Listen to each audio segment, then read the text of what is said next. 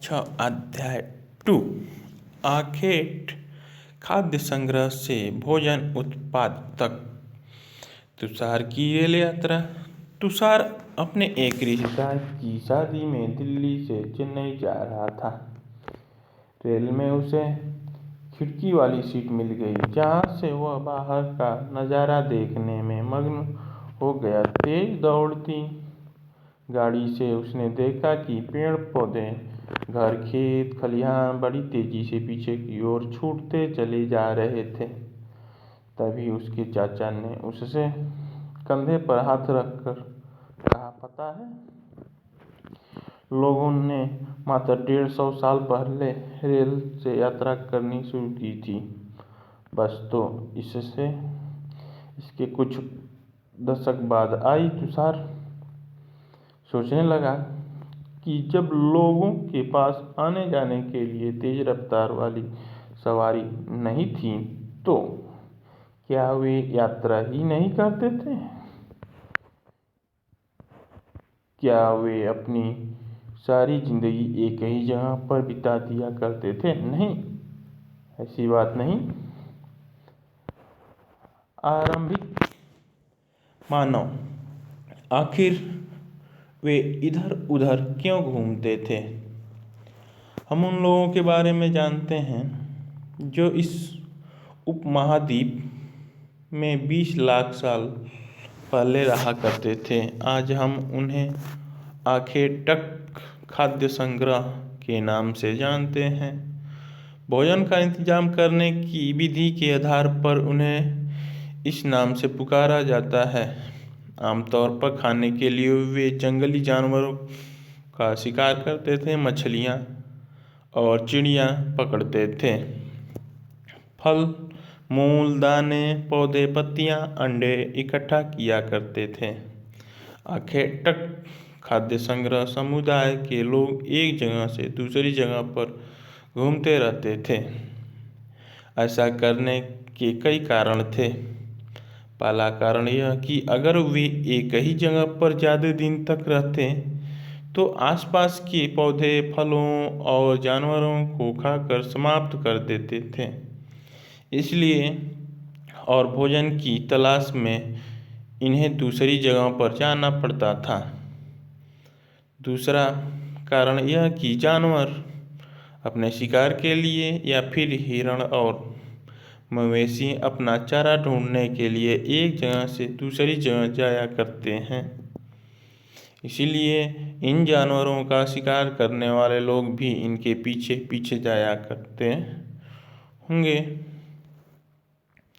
तीसरा कारण यह है कि पेड़ों और पौधों में फल फूल अलग अलग मौसम में आते हैं, इसलिए लोग उनकी तलाश में उपयुक्त मौसम के अनुसार अन्य इलाकों में घूमते होंगे। और चौथा कारण यह है कि पानी के बिना किसी भी प्राणी या पेड़ पौधे का जीवित रहना संभव नहीं होता और पानी झीलों, झरनों तथा नदियों में ही मिलता है। यद्यपि कई नदियों और झीलों का पानी कभी नहीं सूखता। कुछ झीलों और नदियों में पानी बारिश के बाद ही मिल पाता।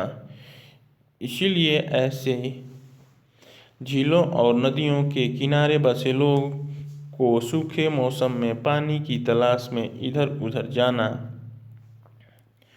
पड़ता होगा। आरंभिक मानव के बारे में जानकारी कैसे मिलती है? पुरातत्वविदों को कुछ ऐसी वस्तुएं मिली हैं जिनका निर्माण और उपयोग आखेटक खाद्य संग्रह किया करते थे। यह संभव है कि लोगों ने अपने आम काम के लिए पत्थरों, लकड़ियों और हड्डियों के औजार बनाए हों। इनमें से प्रत्येक के औजार आज भी बचे हैं। इनमें से कुछ औजार का उपयोग फल फूल काटने, हड्डियाँ और मांस काटने तथा पेड़ों की छाल और जानवरों की खाल उतारने के लिए किया जाता था। कुछ के साथ हड्डियों या लकड़ियों के मुट्ठे भी लगाकर भाले और बाण जैसे हथियार बनाए जाते थे। कुछ औजारों से लकड़ियाँ काटी जाती थीं। लकड़ियों का उपयोग ईंधन के साथ साथ झोपड़ियाँ और औजार बनाने के लिए भी किया जाता था।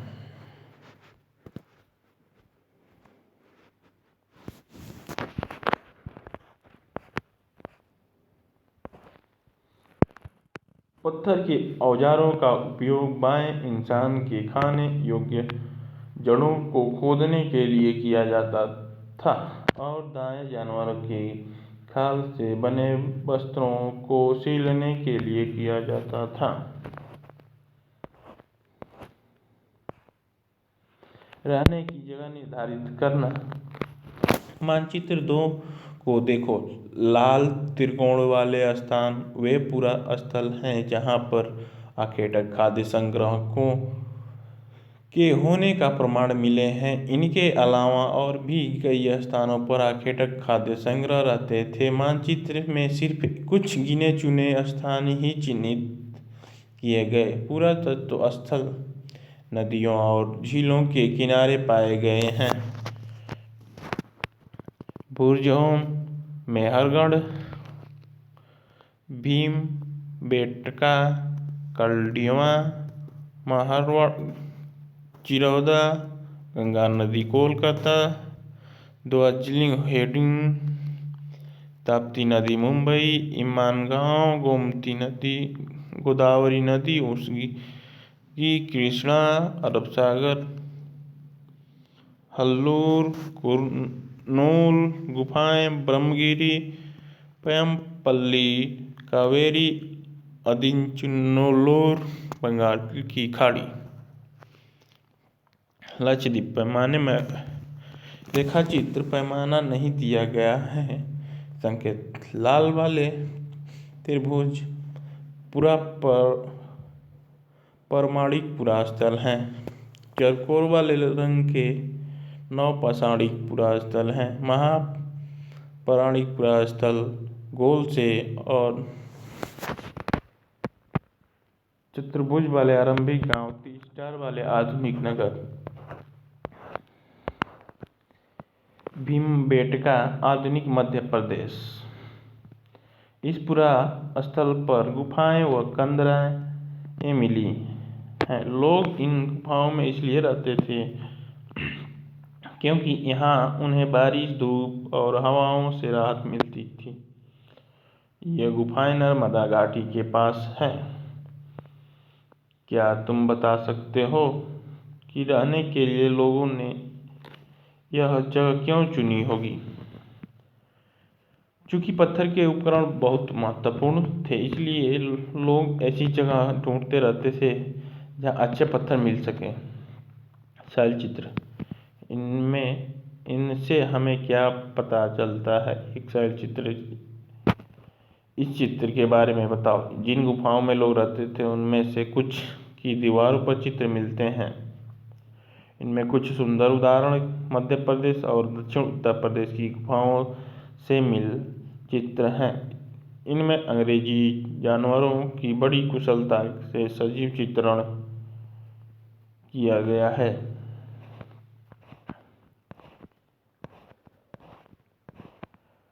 पुरातत्व उस स्थान को कहते हैं जहाँ औजार, बर्तन, इमारतों जैसी वस्तुओं का अवशेष मिलते हैं। ऐसी वस्तुओं का निर्माण लोगों ने अपने काम के लिए किया था और बाद में वे उन्हें वहीं छोड़ गए। ये जमीन के ऊपर, अंदर, कभी कभी समुद्र और नदियों के तल में भी पाए जाते हैं। इन पुरास्थलों के बारे में आपको अलग अलग अध्याय में बताया जाएगा। आग की खोज। मानचित्र 2 में कुरनूल गुफा ढूंढो। पृष्ठ 13। यह राख के अवशेष मिले हैं। इसका मतलब यह है कि आरंभिक लोग आग जलाना सीख गए थे। आग का इस्तेमाल कई कार्यों के लिए किया गया होगा, जैसा कि प्रकाश के लिए, मांस भूनने के लिए, खतरनाक जानवरों को दूर भगाने के लिए। आग आज हम आग का उपयोग किस लिए करते हैं? नाम और तिथियां।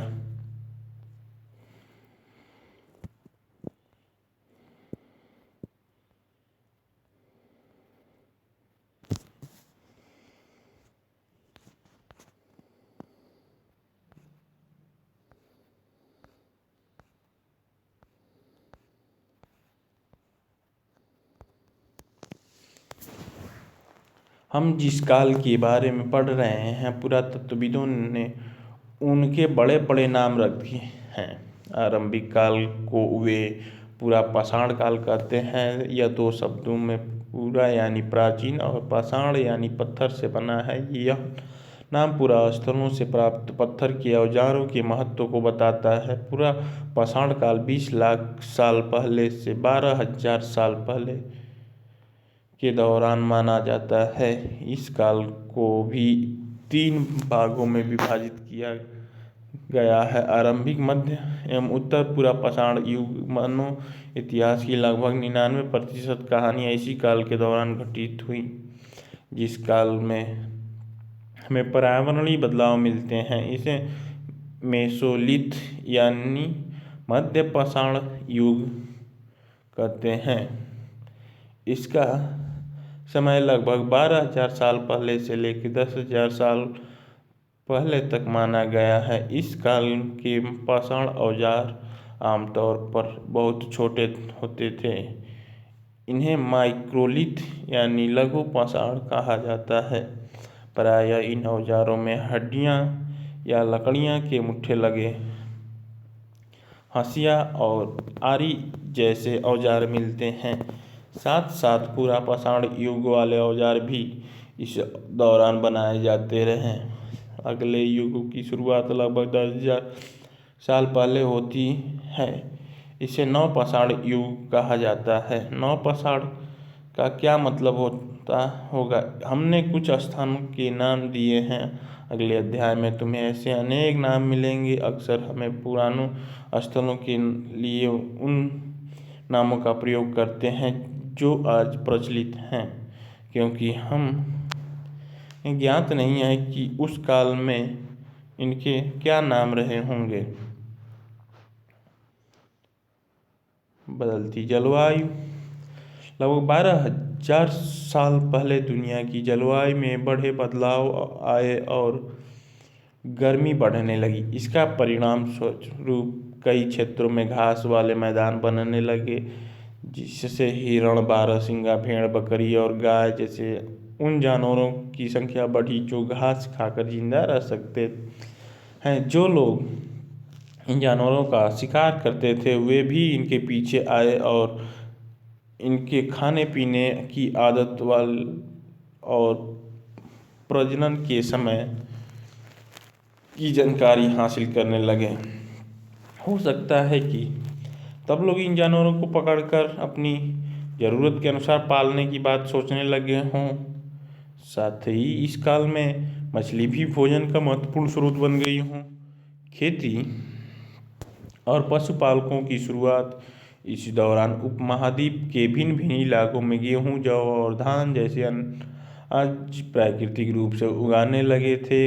शायद महिलाओं, पुरुष और बच्चों ने इन अनाजों को भोजन के लिए बटोरना शुरू कर दिया होगा। साथ ही वे यह भी सीखने लगे होंगे कि यह अनाज कहाँ उगते थे और कब पककर तैयार होते थे। ऐसा करते करते लोगों ने इन अनाजों को खुद पैदा करना सीख लिया होगा। इसी प्रकार धीरे धीरे वे कृषक बन गए होंगे। इसी तरह लोगों ने अपने घरों के आसपास चारा रखकर जानवरों को आकर्षित कर उन्हें पालतू बनाया होगा। सबसे पहले जिस जंगली जानवर को पालतू बनाया गया उसे कुत्ते का जंगली पूर्वज था। धीरे धीरे लोग भेड़, बकरी, गाय और सूअर जैसी जानवरों को अपने घरों के नज़दीक आने को उत्साहित करने लगे। ऐसे जानवर झुंड में रहते थे और ज़्यादातर घास खाते थे। अक्सर लोग अन्य जंगली जानवरों को आक्रमणों से इनकी सुरक्षा किया करते थे। इस तरह धीरे धीरे वे पशुपालक बन गए होंगे। क्या तुम बता सकती हो कि सबसे पहले कुत्ता को ही पालतू क्यों बनाया गया? बसने की प्रक्रिया लोगों द्वारा पौधे उगाने और जानवरों की देखभाल करने की बसने की प्रक्रिया का नाम दिया गया। अपनाए गए ये पौधे तथा जानवर अक्सर जंगली पौधों तथा जानवरों से भिन्न होते हैं। इसकी वजह यह है कि बसने की प्रक्रिया की दिशा में अपनाए गए पौधों या जानवरों का लोग चयन करते हैं। उदाहरण के तौर पर लोग उन्हीं पौधों तथा जानवरों का चयन करते हैं जिनके बीमार होने की संभावना कम हो। यही नहीं, लोग उन्हीं पौधों को चुनते हैं जिनसे बड़े दाने वाले अनाज पैदा होते हैं। साथ ही उनकी मजबूती डंठलें अनाज के पके दानों की भार को संभाल सके। ऐसे पौधों के बीजों को संभाल कर रखा जाता है ताकि फिर से उगाने के लिए उनके गुण सुरक्षित रहें। उन्हीं जानवरों को आगे प्रजनन के लिए चुना जाता है जो आमतौर पर अहिंसक होते हैं। इसीलिए हम देखते हैं कि पाले गए जानवर तथा कृषकों के लिए आमतौर अपनाए गए पौधे जंगली जानवरों तथा पौधों से धीरे धीरे भिन्न होते गए। मिसाल के तौर पर जंगली जानवरों की तुलना में पालतू जानवर की दांत और सींग छोटे होते हैं। इन दांतों को देखो, इनमें से कौन सा जंगली सुअर का है, कौन सा पालतू सुअर का? बसने की प्रक्रिया पूरी दुनिया में धीरे धीरे चलती रही। यह करीब 12,000 साल पहले शुरू हुई। वास्तव में आज हम जो भोजन करते हैं वे इसी बसने की प्रक्रिया की वजह से है। कृषि के लिए अपनाई गई सबसे प्राचीन फसल में गेहूं तथा जौ आते हैं। उसी तरह हमें पालतू बनाए गए जानवरों कुत्ते के बाद भेड़ बकरी आते हैं। एक नवीन शैली अनाज का उपयोग बीज के रूप में, खाद्य के रूप में, उपहार के रूप में, भंडार के लिए। तुम किसी पौधे के बीज को बो कर देखो, तुम पाओगे कि इससे विकसित होने की कुछ वक्त लगता है और इसमें कुछ दिन, महीने या फिर साल तक लग सकता है। इसलिए जब लोग पौधे उगाने लगे तो उनको देखभाल के लिए उन्हें एक ही जगह पर लंबे समय तक रहना पड़ा था। बीज बोने से लेकर फसलों को पकाने तक, पौधों की सिंचाई करने, खरपतवार हटाने, जानवरों और चिड़ियों से उनकी सुरक्षा करने बहुत से काम शामिल थे। कटाई के बाद अनाज का उपयोग बहुत संभाल कर रखना पड़ता था। अनाज को भोजन और बीज दोनों ही रूपों में बचा कर रखना आवश्यक था। इसलिए लोगों को इसके भंडार की बात सोचनी पड़ी। बहुत से इलाके में लोगों ने मिट्टियों की बड़े बड़े बर्तन बनाए,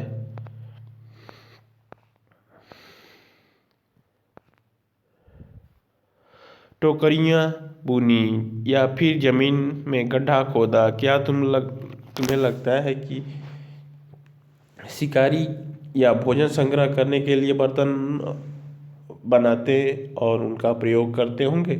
अपने जवाब का कारण बताओ। जानवर चरते फिरते खाद्य भंडार। जानवर बच्चे देते हैं जिससे उनकी संख्या बढ़ती है। अगर जानवरों की देखभाल की जाए तो उनकी संख्या तो बढ़ती ही है, साथ ही उनसे दूध भी प्राप्त हो सकता है जो भोजन का एक अच्छा स्रोत है। यही नहीं, जानवरों से में मांस भी मिलता है। दूसरे शब्दों में पशुपालक भोजन के भंडार का एक तरीका है। भोजन के अतिरिक्त जानवर से और क्या क्या मिल सकता है और आज जानवरों का उपयोग किस लिए होता है? आओ प्रारंभिक कृषक और पशुपालक के बारे में पता करें।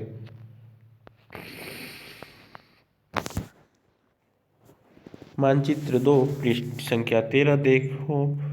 क्या तुम कोई नीले वर्ग दिखाई दे रहे हैं? पता है इनमें से प्रत्येक बिंदु उस जगह को दर्शाता है जहाँ पुरातत्वविद को शुरुआती कृषकों और पशुपालकों के होने के साक्ष्य मिले हैं। ये पूरे उपमहाद्वीप में पाए गए हैं।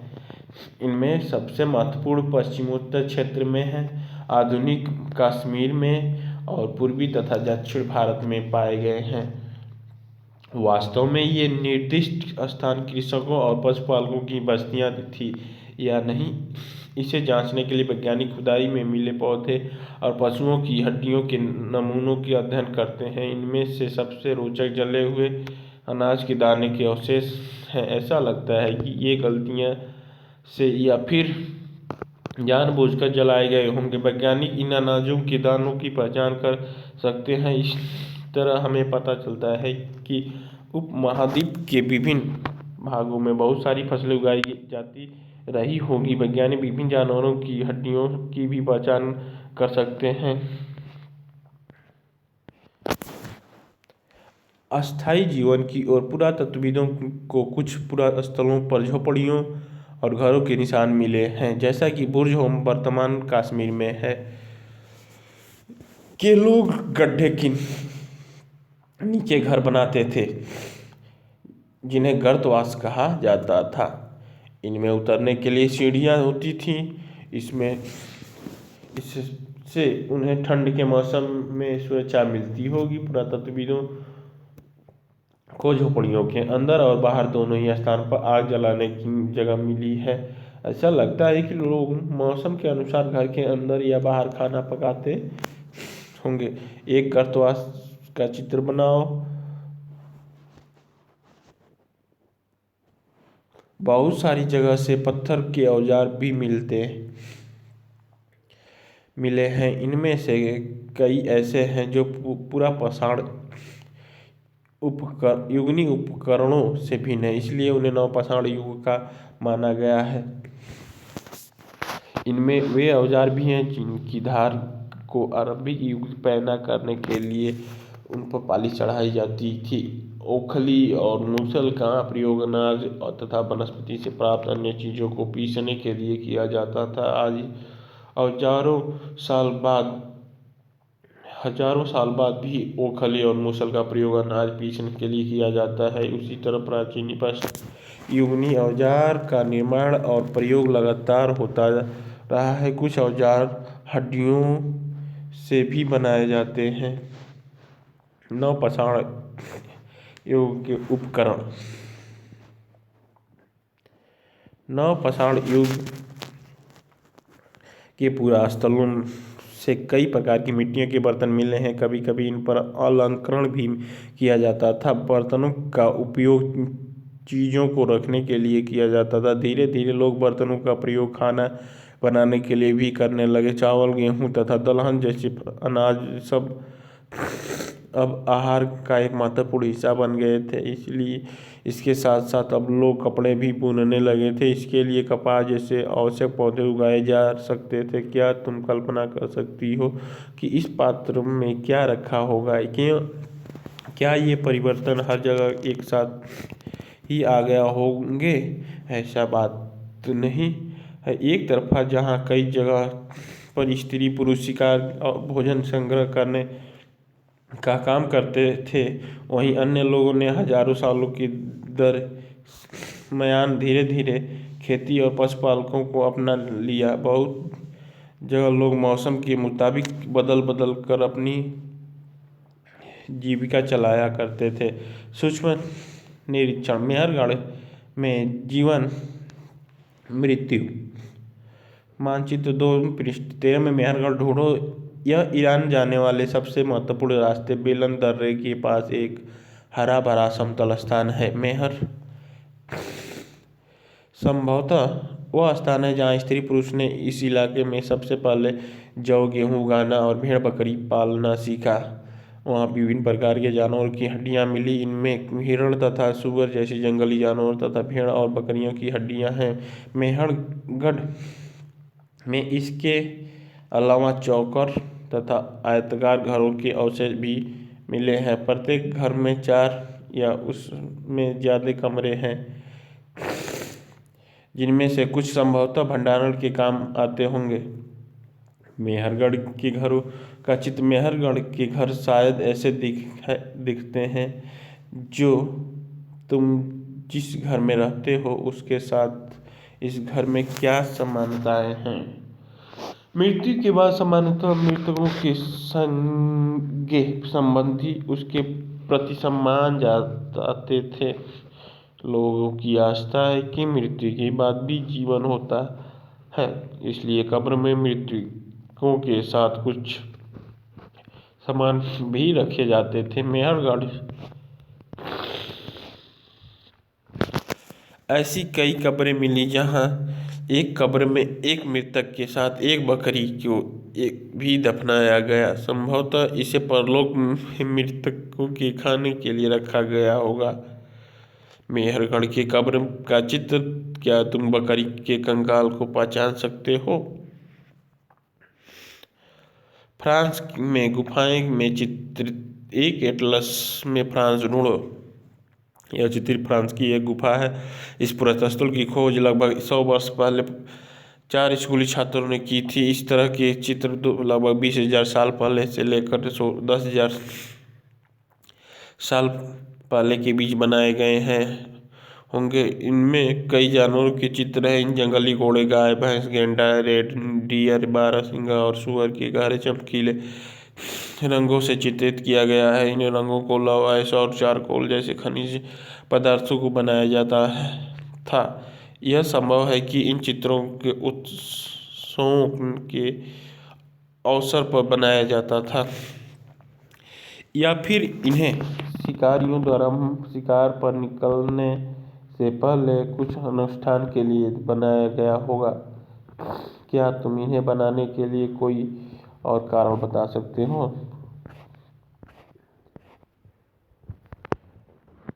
नवपाषाण पुरातत्व एटलस में तुर्की ढूंढो। नवपाषाण युग के सबसे प्रसिद्ध पुरास्थलों में एक चावल युग तुर्की में है। यह दूर दराज स्थानों में से कई चीज़ों लाई जाती थी और उनका उपयोग किया जाता था, जैसे सीरिया से लाया गया चमक पत्थर, लाल सागर की कौड़ियाँ, भूमध्य सागर की सीपियाँ।